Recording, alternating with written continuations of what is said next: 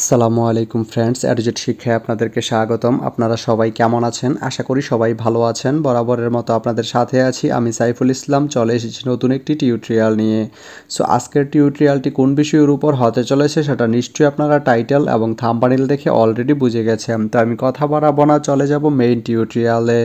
আর main টিউটোরিয়ালে যাওয়ার আগে একটা কথা বলে নিতে চাই, আপনি যদি আমার চ্যানেলে নতুন হয়ে থাকেন তাহলে অবশ্যই আমার চ্যানেলটি সাবস্ক্রাইব করে নোটিফিকেশন বেলটি অন করে দিবেন। আর যারা অলরেডি সাবস্ক্রাইব করে রেখেছেন তাদেরকে অনেক অনেক ধন্যবাদ। যারা আমার এই ভিডিওটি ফেসবুক থেকে দেখছেন তারা আমার পেজটি ফলো করে সাথেই থাকবেন। তো চলুন চলে যাই মেইন টিউটোরিয়ালে।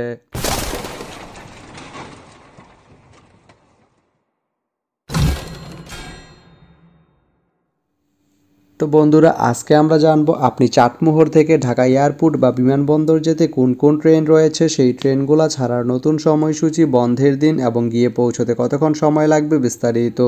তো আমি যদি আপনাদেরকে ট্রেনের সময়সূচিগুলো বলে দেই, আপনি চাটমোহর থেকে ঢাকা এয়ারপোর্ট যেতে প্রথমেই যে ট্রেনটি রয়েছে সেটি হচ্ছে ধূমকেতু ট্রেনটি চাটমোহর থেকে ছাড়বে রাত 12:47 এবং এটি ঢাকা এয়ারপোর্ট গিয়ে পৌঁছবে ভোর 4:17। বুধবারের দিন এই ট্রেনটি বন্ধ থাকে।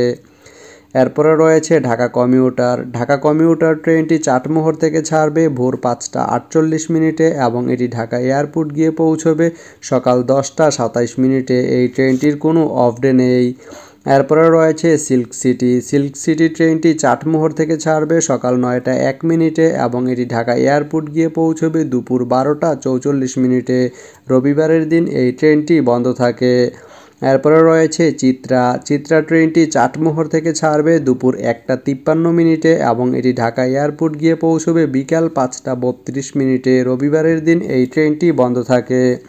এরপরে রয়েছে দ্রুতযান ট্রেনটি চাটমোহর থেকে ছাড়বে দুপুর 2:50 এবং এটি ঢাকা এয়ারপোর্ট গিয়ে পৌঁছবে সন্ধ্যা 6:23। এই ট্রেনটির কোনো অফ ডে নেই। এরপরে রয়েছে পদ্মা এক্সপ্রেস ট্রেনটি চাটমোহর থেকে ছাড়বে বিকাল 5:26 এবং এটি ঢাকা এয়ারপোর্ট গিয়ে পৌঁছবে রাত 8:47। মঙ্গলবারের দিন এই ট্রেনটি বন্ধ থাকে।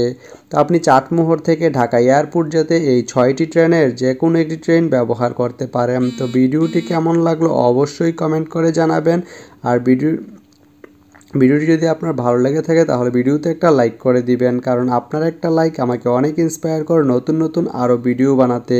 তো ধন্যবাদ সবাইকে ভিডিওটি এতক্ষণ ধৈর্য ধরে দেখার জন্য। ভালো থাকবেন, সুস্থ থাকবেন, এডুজেট শিক্ষার সঙ্গেই থাকবেন।